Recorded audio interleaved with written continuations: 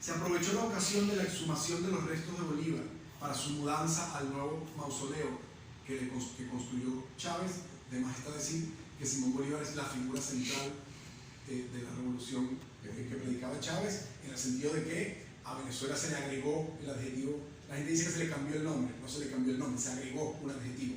Pasamos de ser República de Venezuela, no sé si ustedes saben que el nombre completo hoy es República Bolivariana de Venezuela. Y la propia revolución se autodenominó bolivariana. Entonces Bolívar pasa a ser la figura central de todo este esfuerzo, junto con otra figura, pero mucho menor, que sería Ezequiel Zamora, ¿no? Que fue como el primer revolucionario, digámoslo así, que predicó como socializar las tierras, que fueran de todos, que el pueblo tomase el poder. Por supuesto, Venezuela, al igual que el resto de América Latina, funcionaba por grandes latifundios. Entonces Ezequiel Zamora fue como el primero que predicó la repartición. Entonces esas dos figuras, Bolívar y Zamora, fueron junto con Simón Rodríguez, eso es lo que se llamaba el triángulo bolivariano. O sea, eran como las tres figuras, pero Bolívar era el que estaba encima de todo. Hasta las imágenes serían verdaderas. Se aprovechó la ocasión de la exhumación de los restos de Bolívar para el nuevo mausoleo. Por supuesto, Chávez construyó su propio mausoleo. Bolívar estaba en el Panteón Nacional. Chávez construyó como una extensión del Panteón Nacional, donde solo estaría Bolívar, ¿no? Porque él merecía su propio lugar. Y de esa manera se hizo una reconstrucción facial haciendo uso de avanzadas técnicas científicas. Se agarró básicamente los huesos de Bolívar, y si han visto CSI o cualquiera de esos programas, se hizo una reconstrucción, es decir, se pusieron esas cosas que le van como poniendo, sabiendo lo que mide la piel en cada lugar, y bueno, y esto que ven aquí fue el resultado. Aquí, solo para que vean un ejemplo, esto es de Telesur, de cómo se hablaba efectivamente del verdadero rostro de Bolívar, lo cual ahora vamos a explicar por qué es muy importante este discurso sobre el verdadero rostro. Cuando la imagen fue desvelada, los venezolanos sostuvimos la respiración en señal de sorpresa. La ubicuidad de la imagen del padre de la patria en colegios, oficinas públicas, hospitales, universidades, taxis, autobuses, las billeteras de la gente, es absolutamente omnipresente. En Venezuela, en los colegios, por ley, tiene que haber un retrato de Bolívar en cada aula, es obligatorio. No tenerlo viola la ley. Entonces, bueno, entienden, la moneda venezolana se llama el Bolívar, lo que quiere decir que en todos los billetes, en todas las monedas, aparece Simón Bolívar. Entonces, es interesante pensar, más allá de que sea verdadero o no, es interesante pensar que un venezolano siente que conoce la cara de Bolívar, más allá de que esto sea falso, de que también esas imágenes, pues, de dónde vienen. Pero entonces es interesante que para un venezolano, en confrontarse a esta imagen que era tan distinta a lo que estábamos acostumbrados, repentinamente fuese llamada la verdadera. Es como decirte, bueno, llevas toda tu vida equivocado. Esa ubicuidad hace que los venezolanos pensemos que ese rostro nos es familiar. Pero ese día Hugo Chávez presentaba un extraño a los venezolanos. ¿Dónde quedaba el perfil de Bolívar diseñado por Albert Desiré Barré, la moneda, y que ha estado en las monedas de Bolívar desde el año 1873? ¿Y dónde queda la imagen del elegante y esbelto Bolívar de José Gil Castro? Imagen que el propio Bolívar en una carta a uno de sus edecanes le dijo que era, cito a Bolívar, la más grande exactitud y semejanza. Lo que a su vez no quiere decir nada, por supuesto, ¿no? Si ustedes me preguntan cuál es la imagen que mejor me representa, bueno, probablemente yo vaya a escoger en la que yo me veo mejor, me veo más flaco, más alto. Lo que quiero decir es que Bolívar dijese que era la que más se parecía, tampoco es que la convierta en la imagen. No lo digo como para convertirla en la imagen verdadera, ¿no? Pero es interesante que ni siquiera esta imagen que el propio Bolívar reconoció como su imagen más cercana fue tomada en cuenta. Ese a quien mirábamos no era Simón Bolívar, era un extraño. En un principio, una nueva imagen de Bolívar no debería construir un problema. El asunto es que el discurso oficial no presentaba esa imagen como una nueva imagen, sino como la imagen única y verdadera. Es decir, no hay ningún problema en que aparezca una nueva imagen. El problema es cuando esa nueva imagen se muestra como la que ya va a sustituir a todas las demás. Entonces, por supuesto, en los nuevos billetes de Bolívar, esta es la imagen que aparece, en las oficinas públicas, esta es la imagen que hay, y eso expresamente ha significado, imagínense que esto ocurre en un momento político donde hay una confrontación muy clara entre el gobierno y la oposición.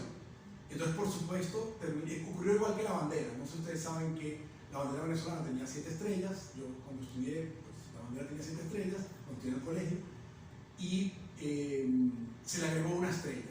Se le agregó, también se cambió el escudo. El caballo miraba hacia la derecha y Chávez lo cambió para que mirara hacia la izquierda, ¿no? Por razones evidentes. Entonces, esto es interesante para que se den cuenta cómo literalmente hubo un intento de rehacer todas las imágenes para que ahora fueran identificadas. Esa figura de Bolívar, que siempre fue la figura aglutinante en la que todos estábamos de acuerdo, repentinamente se convirtió en la figura que nos separaba, ¿no? Y el uso de una imagen, y menciono lo de la bandera porque pasaba igual, ¿sí? Como había muchas marchas, etc. Entonces, cuando la gente marchaba, la gente contaba las estrellas para ver si llegaba la bandera de Chávez o la otra.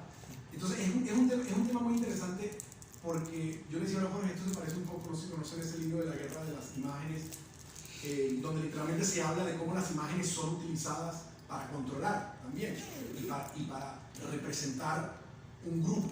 Entonces, eso es exactamente lo que fue ocurriendo. Y Bolívar no fue una excepción. Veremos, ya al final, en las últimas películas, veremos cómo hay el mismo año, el año 2013, se hicieron 2 películas de Simón Bolívar, una financiada por la Villa del Cine, no sé si conocen la Villa del Cine, fue un intento, digo fue porque ya la Villa del Cine ya no es nada, hubo un intento, además muchísimo dinero, se construyó en las afueras de Caracas un estudio descomunal, se compraron millones de dólares en equipos, etc. De ahí salió una película de Simón Bolívar, protagonizada por un actor expresamente chavista, que hoy es el director de lo que aquí se llama Cenecine, creo, o no sé cómo. Y del otro lado, otra película financiada por un estudio norteamericano, protagonizada por Edgar Ramírez, que es un actor venezolano expresamente antichavista. Entonces, eso es interesante, como literalmente una guerra, la guerra de los dos, Simón Bolívar, que llegó al punto de que el presidente dijo, en Venezuela, no sé si aquí en Ecuador existen las cadenas. La cadena es que todos los canales se tienen, el Estado tiene el derecho de encadenar los medios de comunicación. Lo que quiere decir que todas las emisoras de radio y todas las televisoras transmiten el mismo mensaje. Antes de que llegara Chávez, esto era una cosa que se usaba una vez al año, una vez cada 2 años, una cosa muy extraña para momentos muy importantes, pero bueno, Chávez lo utilizaba mucho.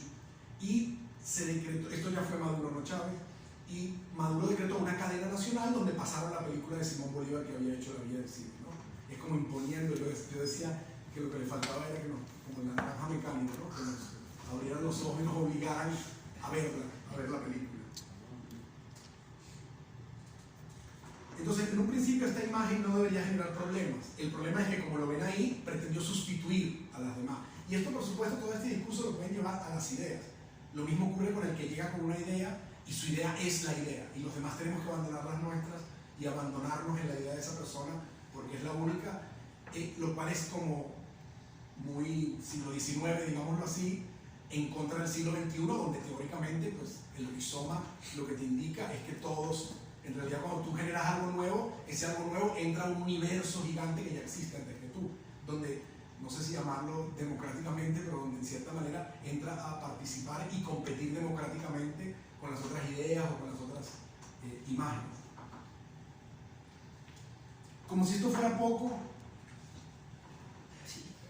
algunas personas empezaron a criticar esta imagen por su supuesto parecido al presidente Chávez, lo cual indicaba que para algunos esa imagen no era producto del método científico. El gobierno insistía mucho en que esto era producto del método científico, que no había habido una intervención por parte del Estado, sino de una manipulación con fines políticos para unir la figura de Bolívar a la de Chávez en el imaginario colectivo.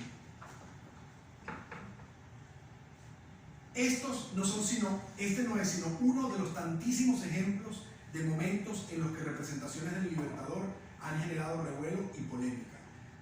Chávez no es el primero que intenta utilizar la figura de Simón Bolívar políticamente o ideológicamente. en Venezuela está prohibido el uso de la imagen de Bolívar en partidos políticos, por ejemplo. Un partido no se puede llamar Bolívar, ni puede tener la figura de Bolívar para evitar que un grupo político se monte sobre la importancia de la figura de Bolívar. Ahora hablaremos en por qué en Venezuela Bolívar es tan importante. Como, no sé si conocen un poco la historia, Bolívar muere en Colombia, expulsado de Venezuela, ¿no? Entonces, claro, uno habla mucho del endiosamiento de Bolívar en Venezuela, pero los venezolanos expulsaron a Simón Bolívar de Venezuela y tuvo que ir a Colombia. Hacía poco se habían separado los países de la Gran Colombia.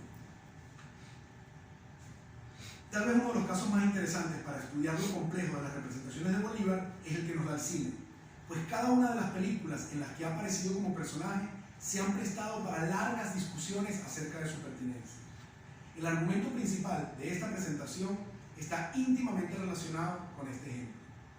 Sostengo que la categoría de ciudadano imposible, desarrollada por el historiador venezolano Germán Carrera Damas, puede trasladarse a las artes y Bolívar se convierte así en el personaje imposible. La heroicidad y grandeza de los relatos sobre sus hazañas, junto a la adoración que el pueblo venezolano siente por él, han hecho que Bolívar se acerque a lo irrepresentable, causando siempre respuestas airadas a cualquier intento de hacer una película sobre el héroe que preside el altar de la patria. Que en Venezuela además literalmente hay una cosa llamada el altar de la patria, en un lugar que se llama Los Próceres, donde hay como un altar y están todos los próceres, Sucre por ejemplo, etc. Y Bolívar está como más levantado. Por supuesto, hay un asunto de usar la iconografía cristiana y religiosa en general. No pretendemos entonces hacer un ensayo de análisis fílmico, sino de análisis de crítica cinematográfica en su sentido más amplio, entendido como cualquiera que hable de una película para recomendarla o condenarla. Yo sé que es demasiado amplio, tal vez los críticos dirán, bueno, eso no es crítica, pero bueno, así lo entendemos aquí. Así como de la recepción que han tenido las películas sobre Simón Bolívar. Entonces empecemos por hablar qué es esto del ciudadano imposible, qué es esta categoría histórica del ciudadano imposible. Este es un libro muy importante, es el libro que inaugura los estudios culturales, lo que se llaman los estudios culturales venezolanos, se llama El culto a Bolívar, y es donde el historiador Carrera Damas intenta dar cuenta de cómo empezó este endiosamiento con Bolívar e intenta explicar por qué se dio. Él dice que hay una razón para esto, que no fue sencillamente casual, no es sencillamente Bolívar es increíble, por eso es que lo adoramos. No, hay algo entre A y B que promovió que ocurriera B. Es decir, hubo personas que expresamente crearon el culto a Simón Bolívar, culto que se salió de las manos, ¿no? Los historiadores venezolanos llevan toda la historia de Venezuela advirtiendo que este culto a Bolívar puede terminar teniendo una cara oscura, ¿no? Y algunos pensamos que estamos viviendo esa cara oscura, que fue el uso expreso de esa figura para una figura que siempre fue para unirnos, fue expresamente usada para separarnos, ¿no? Entonces, los chavistas así mismos no se llaman chavistas, se llaman bolivarianos. Entonces, ellos son bolivarianos. Entonces, ahí vemos, ¿no? Cómo hay un uso, yo considero inadecuado de la figura de Bolívar, pero claro, porque se parte de la hipótesis de que tú tienes la verdad, a diferencia del otro, que está equivocado hasta en sus imágenes de Bolívar. En su libro El culto a Bolívar, Carrera Damas desarrolla la hipótesis de que una vez culminado el esfuerzo independentista venezolano, vino la gran decepción. Esto es común a todos los países de América Latina, en realidad. Por supuesto, las independencias se montaron sobre toda una narrativa de que después de ella vendría lo más maravilloso que íbamos a vivir, y en realidad no fue así, porque la realidad es que los países, al terminar las guerras de independencia, no habían muerto muchísimos hombres. Venezuela se llamaba el país de las viudas, porque los hombres habían muerto en la guerra. Por supuesto, es un país absolutamente pobre, porque se ha gastado todo lo que tenía o todo lo que le dieron en las guerras. Entonces, eso trajo como consecuencia la gran decepción. Todas las promesas de prosperidad y paz que se suponía seguirían a la independencia quedaron en el recuerdo, y la población se debió enfrentar a difíciles circunstancias que sumieron a los venezolanos en una gran decepción, pues, cito a Carrera Damas, no solo no veían llegar la recompensa prometida, sino que la sentían alejarse cada vez más. Fin de la cita. Es así como surge la necesidad de una figura que una a todos los venezolanos en un fin común, y esa fue la de Simón Bolívar. Comienza así su culto, el cual, cito de nuevo a Carrera Damas, ha constituido en propiedad de términos una necesidad histórica 5. Por ello debe entenderse más que lo que el concepto de necesidad pueda expresar en el orden histórico. Su función ha sido la de simular un fracaso y retardar un desengaño, y la ha cumplido satisfactoriamente hasta ahora.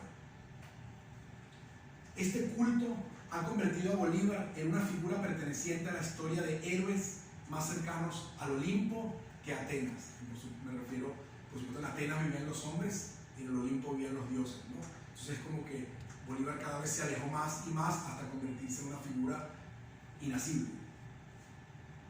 Más cercano a los dioses que a los hombres, por lo que aquellos episodios de la vida de Bolívar, en los que había sido despreciado por el pueblo, en el sentido de que fue expulsado de Venezuela, necesitaron de explicaciones que dieran cuenta de ello. Una de estas explicaciones fue la dada por Antonio Leocadio Guzmán el 28 de octubre del año 1841. Como ven, estamos hablando de los comienzos de Venezuela, ¿no? Es 1830, que es el año, bueno, es el año común porque es el año que se separa la Gran Colombia, entonces es el año en que se inauguran los países. En un acto en la Universidad de Caracas, dice, hablando de la expulsión del Libertador, cito a Antonio Leocadio Guzmán: era Bolívar el jefe de todos los grandes capitanes, el caudillo de todos los valientes, el libertador de todos los pueblos, el fundador, en fin, de la patria. ¿Cabría en ella como ciudadano? No hay que compararlo con mortal alguno. Ninguno de los que han descendido del poder para empuñar el arado había sido lo que fue Bolívar en América. Sí, Bolívar era un obstáculo invencible para la organización económica del país. Yo se lo oí decir 1000 veces. Él había luchado con Simón Bolívar. Yo se lo oí decir 1000 veces. Él lo repetía a cada instante. ¿Por qué prescindimos de la naturaleza de las cosas? ¿Por qué desconocemos al hombre?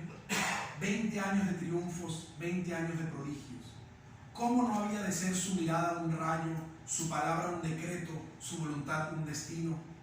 Aunque él no lo quisiera, ¿quién arrancaba de las masas la profunda admiración, el inmenso respeto, el amor entrañable y hasta desordenado? Él no era el presidente ni el general, él era Bolívar. ¿Cabía este elemento en el régimen que queríamos y que tenemos? Fin de la cita. De este texto es que Carrera Damas extrae la categoría de ciudadano imposible. Cito a Carrera Damas: el padre, autor y protector del pueblo, se vio convertido en una inmensa carga. Si usamos una metáfora de la física, podríamos decir que Bolívar se convirtió en algo demasiado pesado para que nada en este mundo pudiese sostenerlo.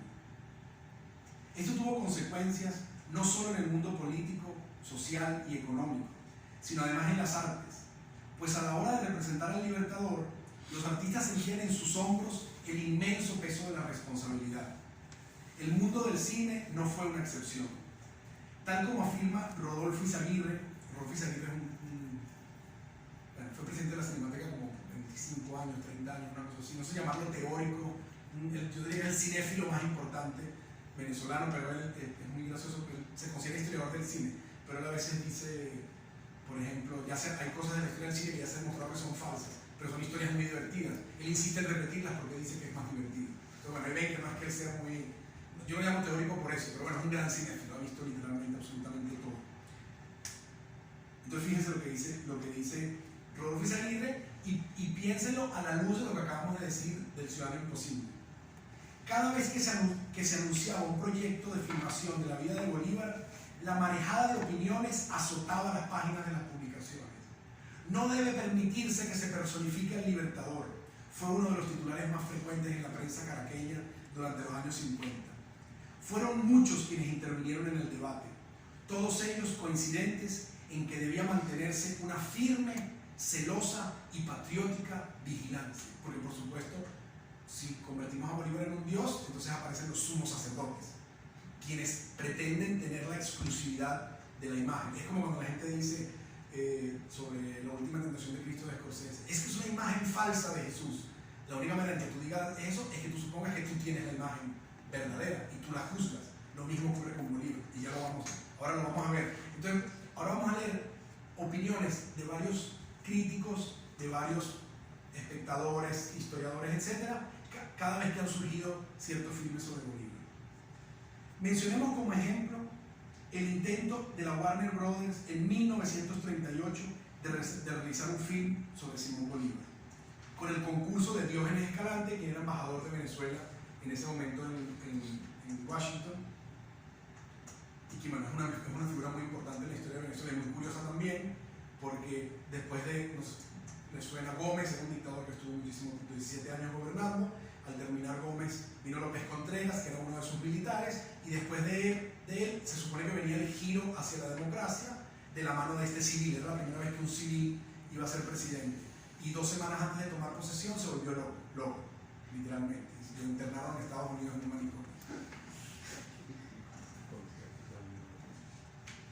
Este proyecto inmediatamente despertó recelo en el presidente Eleazar López Contreras, quien además, militar venezolano que se precie, se considera historiador.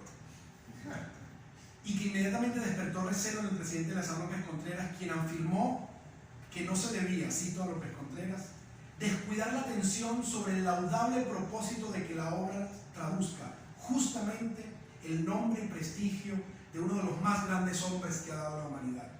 De otro modo, sería dar margen a que se obtengan éxitos a costa de nuestras glorias patrias. Fin de la cita. Por su parte, Julio Ramos, quien si bien apoyaba el proyecto, consideraba que era necesario hacer algunas advertencias. Dice Ramos: eso sí, cuidado, mucho cuidado con convertirnos a Bolívar por deliberada intención propagandística en un mediecito, a pesar de que se llama un medio, es la cuarta parte, era un Bolívar, no vale nada, era la cuarta parte de un Bolívar. Se llamaba el medio porque era el Bolívar, medio Bolívar se llamaba un real, entonces claro, el medio se llamaba el medio porque era medio real. Entonces dice, y era la moneda más chiquitica. Entonces dice, cuidado, y por supuesto muy manoseada. Cuidado convertir a Bolívar en un mediecito lucio o falsificado a causa del torpe manoseo de los cineastas. Fin de la cita. También el crítico de cine Luis Álvarez Marcano colaboró en esta discusión al hacer tal vez una de las afirmaciones más claras acerca de la persona del Libertador como personaje imposible. Y cito a Álvarez Marcano: Bolívar es único. Recuerden que esto es un crítico de cine, esto no es un historiador ni un maestro de historia de escuela. Bolívar es único, es genial, es que Bolívar es incomparable, y hay vidas como la de Cristo que no soportan la indiscreción de la cámara cinematográfica, vidas que resisten enérgicamente su traslado al mundo del cine como si se tratara de una defensa inconsciente de su propia esencia, evitando así que se pueda obtener un resultado contradictorio o distinto al buscado. Fin de la cita. Afirmación esta que fue compartida por Caracholo Parra Pérez, uno de los diplomáticos e historiadores venezolanos más importantes de la época. En su maravilloso ensayo, La accidentada vida de Simón Bolívar por los laberintos del cine, Rodolfo Izaguirre, el que les dije que fue presidente de la Cinemateca, afirma que, cito, esta carga excesiva y extracinematográfica, en el sentido de que no tienen nada que ver con el cine, y que se ponen a ver, las opiniones que acabamos de escuchar son anteriores a la película. Esta carga excesiva y extracinematográfica de opiniones, intervenciones, amonestaciones, sacralizaciones, protecciones, celos, anatemas e imposibilidades ha incidido pavorosa y decididamente en todos y cada uno de los proyectos cinematográficos, los cuales, a causa de su propio disparate o por el agobio de tantos impedimentos, terminaron yéndose a pique, hundidos en un pesado mar de olvidos. Es decir, ahora veremos, hay largometrajes de ficción, hay 7, y si quitamos uno que es de animación, en realidad hay 6 largometrajes de ficción, lo cual pudiera sorprender en el sentido de que, bueno, es una figura tan importante que uno pudiera suponer que iba a haber muchísimos intentos. Pero imagínense que cada vez que hay un intento de hacerlo, esta es la respuesta. Pues bueno, me imagino que los cineastas terminan no haciendo nada. Y recuerden que el cine latinoamericano, no sé si habrá alguna excepción, Pablo seguramente lo sabe, es financiado por el Estado. Entonces claro, si lo financia el Estado y vas a hacer algo sobre Simón Bolívar, por supuesto el Estado puede decir, no, pero yo no quiero que hagas eso. Entonces eso siempre ha sido el problema. Pues probablemente si fueran películas que diesen dinero financiadas privadamente, habría mucha más, lo que no quiere decir que acallaría a los criticones. Esto no ha impedido que se intente representar a Bolívar y hasta el momento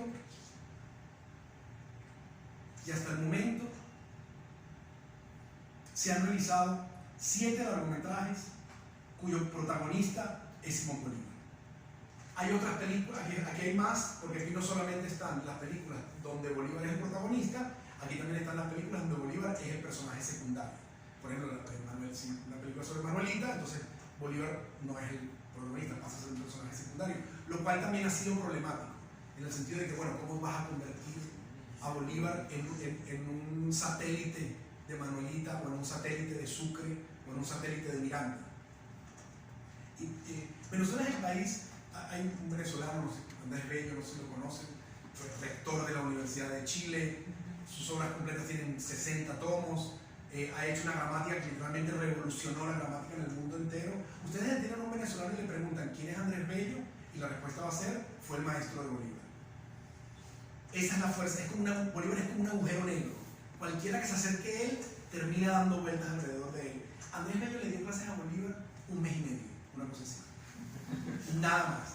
Y los venezolanos siguen repitiendo que es el maestro de Bolívar, como para que entendamos, ¿no?, la fuerza que tiene ese personaje. Por supuesto, aquí en este caso lo unimos a lo mala que es la educación primaria, donde el maestro debería decir, bueno, y además de ser maestro de Bolívar, pues miren, Andrés Bello hizo montones de cosas, ¿no? Bueno, fue rector de una universidad en Chile, lo cual ya dice mucho.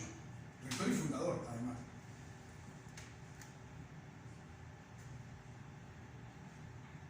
Entonces tenemos Simón Bolívar, dirigida en el año 1947 por Miguel Contreras Torres y protagonizada por Julián Solero. La epopeya de Bolívar, dirigida en 1900.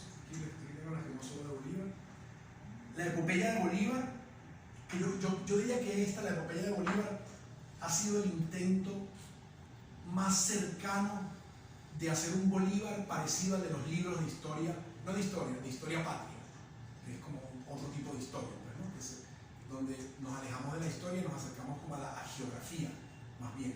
Porque claro, la historia patria es para fundar la patria, para construir la patria. Entonces yo recuerdo siempre un texto de Eric Hobsbawm donde él decía, la labor del político en historia es mentir. La labor del historiador es decirle al político, tú estás mintiendo. El problema es que en Venezuela todo se mezcló, porque ¿quién se va a meter con el santo? Pues, más que el santo, los santos son Sucre, Miranda, Bolívar era Dios, aunque suene. Hay una canción venezolana que dice que cuando nació Bolívar nació un segundo Jesucristo, ¿no? Que es el intento que se repite una y otra vez de relacionarlo con Jesús. Luego entonces está la epopeya de Bolívar, dirigida en el año 1969 por Alessandro Blasetti Torres y protagonizada por Maximilian Schell, que en su momento pues, era un actor muy importante. Bolívar Sinfonía Tropical de Diego Rísquez, una película del año 1979, muy interesante porque es una película, digamos que evade la clasificación, pero pudiéramos llamarla surrealista. Como si conocen el cine de Diego Rísquez, es un cine surrealista, un cine muy, muy abstracto. Protagonizada por Enrique Vera Villanueva. Bolívar Soy Yo, dirigida en el año 2002 por Jorge Ali Triana Torres, que es un caso muy interesante porque es una comedia, bueno, es un drama comedia, pero es un caso muy interesante. Y yo siento, ahora vamos a hacer como un análisis de los afiches, porque solo del análisis de los afiches ya podemos sacar mucho acerca de lo que hacen las películas. Y yo siento que se pudo salir con la suya Bolívar Soy Yo, porque no es una historia, o sea, oficialmente no es una película sobre Simón Bolívar, es una película sobre alguien que se cree Simón Bolívar. Entonces, claro, por eso se pudo salir con la suya y nadie lo criticó en Venezuela, porque bueno, es una comedia, pero no es Simón Bolívar. Aunque por supuesto, bueno, hay un intento de hacer una metáfora ahí, y es una película que efectivamente reflexiona sobre ese tema de la historia patria, ¿no? La historia del Bolívar de la estatua. Entonces yo adoro a Bolívar y me encanta Bolívar y le pongo flores el día, pero boto basura, me como los semáforos, todo lo importante es Bolívar, todo lo demás termina siendo como accesorio. Y protagonizada por Robinson Díaz.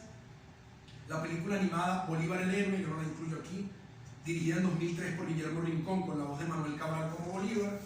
Bolívar, el hombre de las dificultades. Ya este nombre nos indica que ahí empieza a haber Yo lo definiría como que empieza a haber un punto de vista, mientras que antes no hay ninguna intención de hacer un punto de vista. Lo que hay es Bolívar, este es el Bolívar. Entonces, claro, cuando lo llamo Bolívar, el hombre de las dificultades, ya hay como cierta humanización, hay como un intento de humanizar, que es lo que como que se va poniendo de moda. Este tema del personaje imposible va reduciéndose, cada vez es más posible. El asunto es si el cineasta está dispuesto a entender que su película va a terminar siendo una película más en el universo de las películas, ¿no?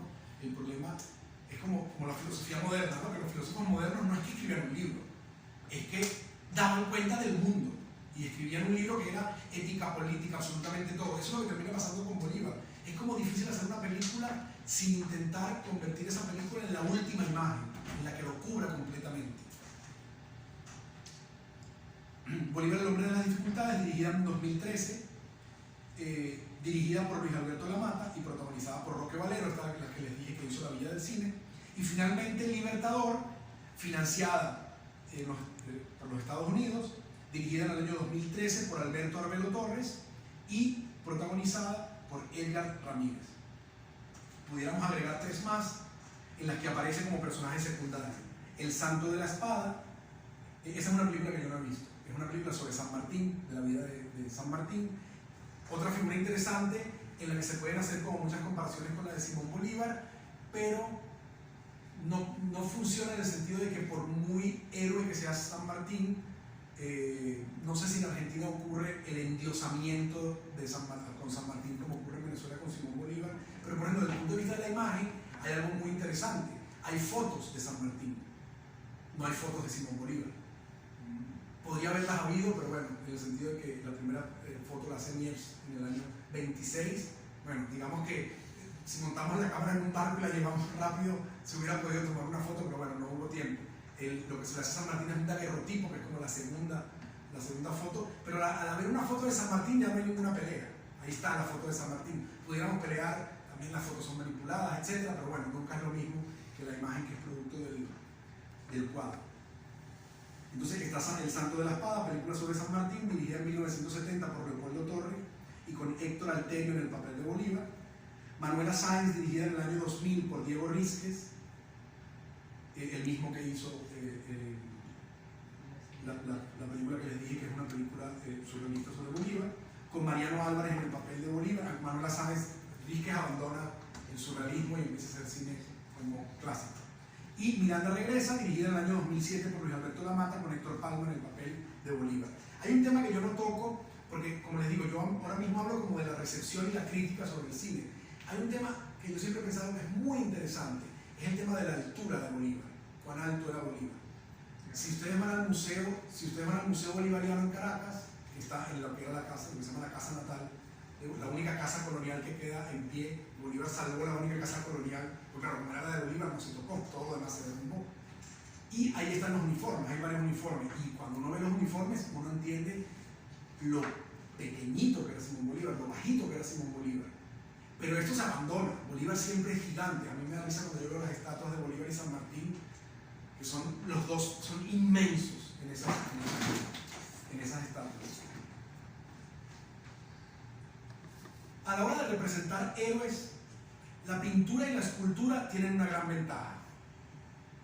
Porque ahora hay una pregunta que nos podemos hacer: ¿y por qué los retratos de Bolívar no generan estas reacciones aisladas? La pintura y la escultura tienen una gran ventaja a la hora de representar a los héroes, puesto que captan un instante, es decir, el momento congelado que se produce al detener el tiempo con el propósito de captar un momento en particular que en el caso de las pinturas de héroes represente toda la majestuosidad del personaje.